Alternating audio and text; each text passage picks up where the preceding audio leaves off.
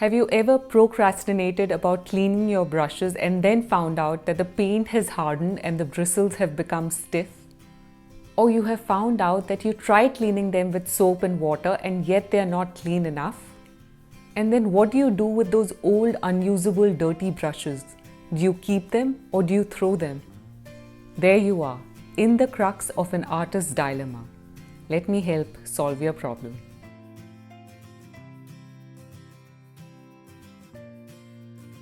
Today I have with me the Masters Brush Cleaner and Preserver, manufactured by a US brand called General Pencil Company.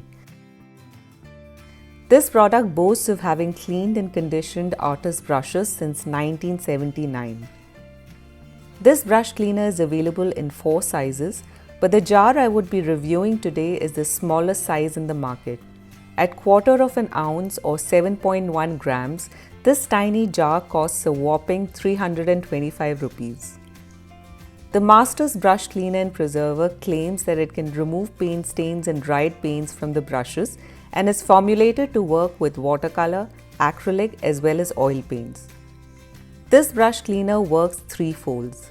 It helps not only to clean the brushes but also restore and preserve them. In this video, I'm going to attempt to find out if these are just tall claims by the brand or is there some truth to it. Let's put the brush cleaner to test.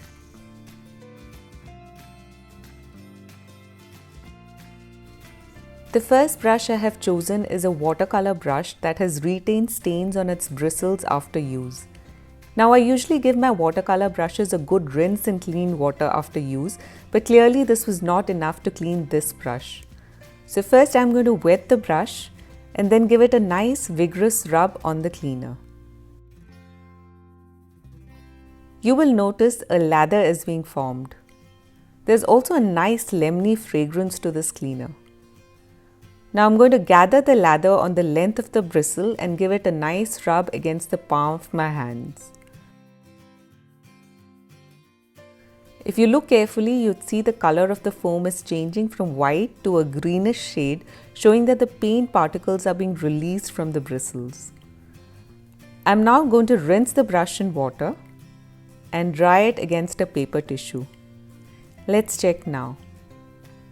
The stains are definitely all gone and the brush is looking squeaky clean. Let's see if we can get the same result on a dirtier brush. The next brush that I have chosen to test is a synthetic brush that I had used for oil painting. It does seem that I had not done a great job at cleaning this up previously, since the dry oil paint residue is still stuck to the bristles, making the bristles hard and inflexible. At the state the brush is in currently, it's definitely not usable. Now according to the website, if the brush has old paint on it, we need to rinse it in hot water, but I'm going to skip that and just use water at room temperature.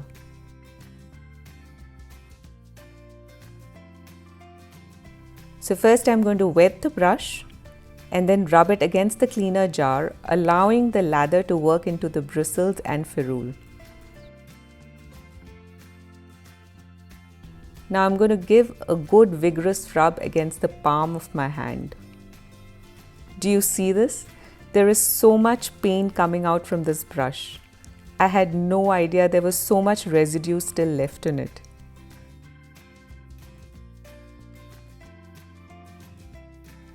I'm going to give the brush a good rinse and repeat the entire process again.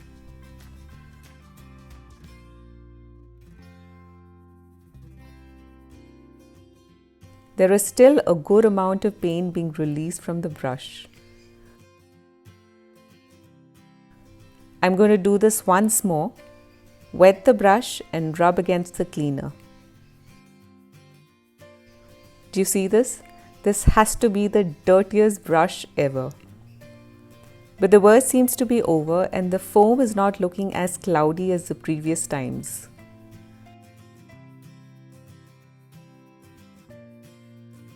I'm going to give a good final rinse and then clean the brush against the tissue. I see no stains on the tissue, so it seems that all the paint is cleaned off. The brush certainly feels soft, supple and clean. I think it's really impressive indeed.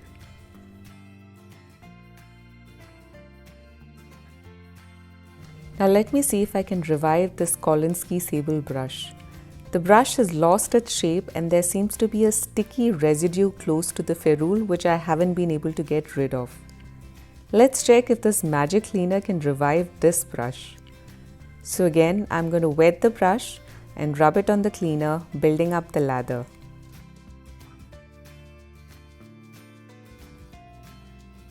I'm going to give a nice vigorous rub against my palm to clean all the dirt and build up.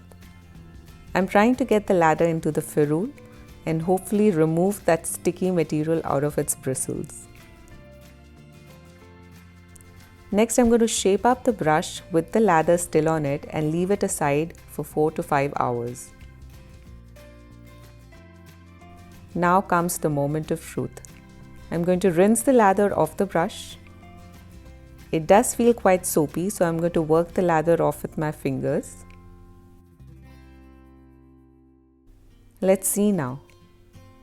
This is amazing. The sticky residue on the brush is gone and the bristles are now really clean and soft.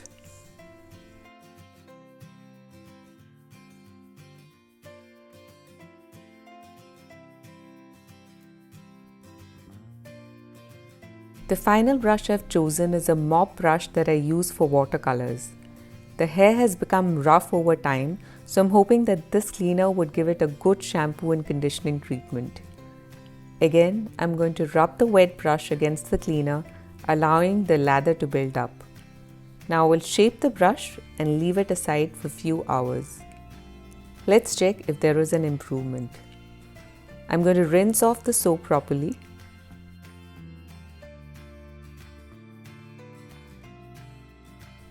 And yes, the bristle is feeling soft and smooth, and the tip is looking lovely. So undoubtedly, the Masters Brush Cleaner and Preserver has done an excellent job in cleaning up old dirty brushes and conditioning them. The product is really good and delivers what it promises. It's just one of those products you never know how good they are till you actually use them. And now coming to the cost of the product.